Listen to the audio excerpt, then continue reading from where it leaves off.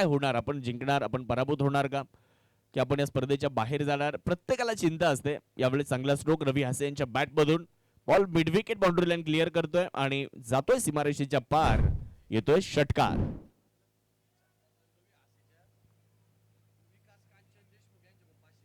विकास कांचन देशमुख यांच्या वतीने रवी हासे यांच्या सलग 3 षटकारांसाठी 500 रुपयांचं प्राइज आहे. आणि अभिषेक घोलप यांच्या वतीने धावा फलकावर धावा 55, बॉलिंग साठी विजय. खरा बॉल आणि त्यावर आक्रमण करण्यात आलंय, नो बॉल आणि त्यावर हा षटकार लागोपाठचा दुसरा आलाय. अजून एक जर आला तर 1500 रुपयांचं पारितोषिक प्राप्त केलं जाणार आहे आणि ते रोख स्वरूपामध्ये दिलं जाईल. आणि तिसरा आला तर 1500 रुपये मिळणार आहेत. 2 लागोपाठचे षटकार आणि संधी आहे, कारण पाहूयात विजय खिल्लारी. बॉल हवे स्क्वेअर लेग मध्ये आणि क्षेत्ररक्षक फक्त बॉलला पाहत राहिले आणि 1500 रुपयांचं पारितोषिक रवी हासे या ठिकाणी प्राप्त करतात. लागोपाठचे 3 षटकार त्यांच्या बॅट मधून आलेले आहेत. 1500 रुपये आता असा उडवलाय बॉल समोरच्या दिशेने.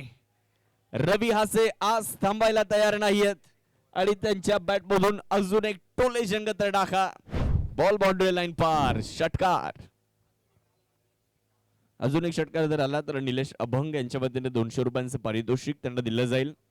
या अगोदर 1500 रुपयांची कमाई तर झालेलीच आहे.